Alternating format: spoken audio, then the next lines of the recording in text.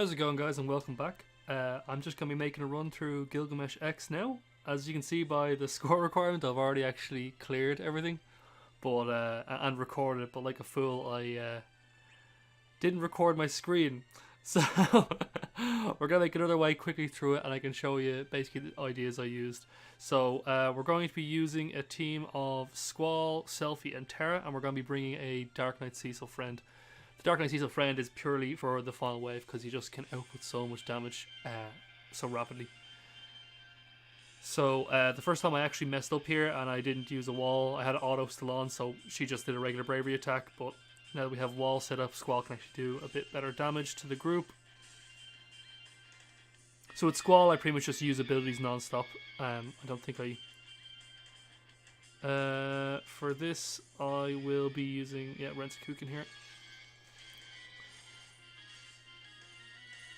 I actually managed to kill it this time. Last time I didn't actually kill the skeleton. I'm guessing maybe it's from the initial bravery boost received from Selphie there this time. Still actually cut off hopefully even more.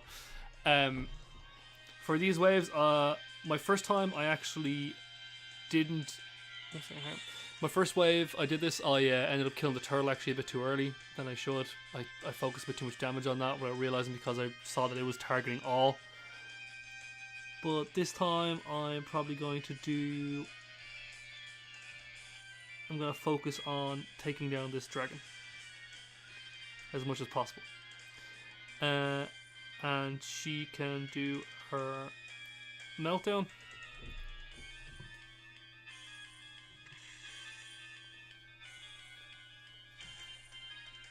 Perfect. And Squall here can do a solid barrel onto this turtle.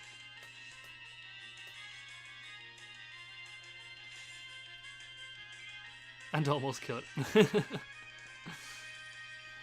Selphie here, I want to keep her using wall to a minimum at the moment because I was predominantly using wall in the final fight. And Terra here, we're going to use a meteor to even out her buffs and to brave shave this boss a little bit. Possibly even kill it. Just shy. Okay, that 489 damage isn't actually going to be too much of an issue, considering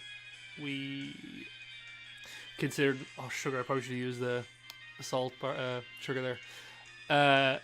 That damage won't matter too much considering we're using Bahamut and not Ifrit.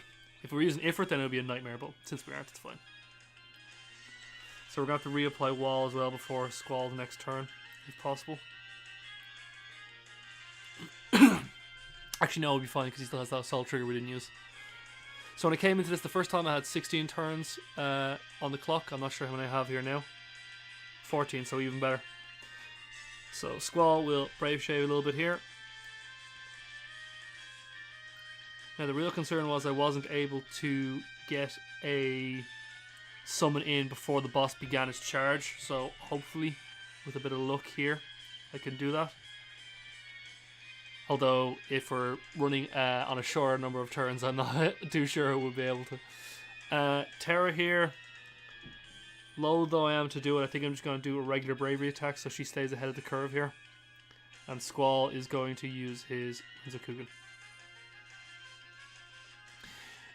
Now, I'm saving Dark Knight Cecil for a little bit here until the Bahamut is ready. I obviously want to keep him ready to go once I call him Bahamut, because he can output some more damage to the boss.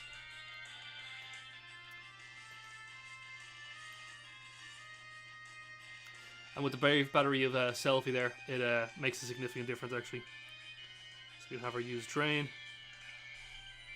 And this might be the event where I have to summon a little bit early, which I think is actually starting to be a bit more likely. Although, if we're lucky here, we have a Assault trigger, so we can actually break the boss, and then we can summon right before its turn with Selphie here. So Selphie's going to summon,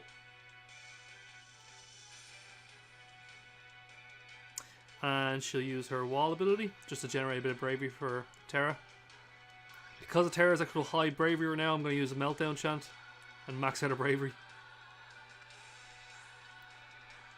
Squall is going to swap out for Dark Knight Cecil, who is going to use his Valiant Blow.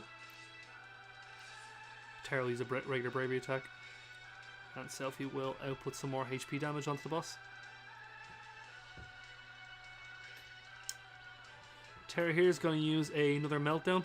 Although I should have used a Meteor now that I think about it. Cecil, we're going to use his Dark Cannon now. Just because he will hopefully get some more damage off, which he did not. And Selphie's going to be exclusively using Wall, of course. And Terra here will do a small bit of Brave Shaving. So when I finished the last one, it was on 34 turns, I believe. Well, that's no damage at all, that's fine. So we'll see if we can't beat those 34 turns. With the 34 turns, I got 183k, I believe, and I was trying to say that the way the turns are working out, it's seeming like to get a good to get the 120k necessary, you're probably going to have to get about below 45. So Selphie here is going to use another wall, and Terra will probably use one of her meltdowns.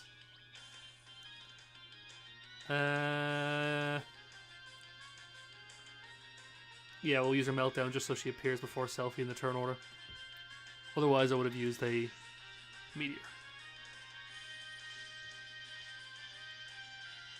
Okay, Dark Knight Cecil is going to do another launch here.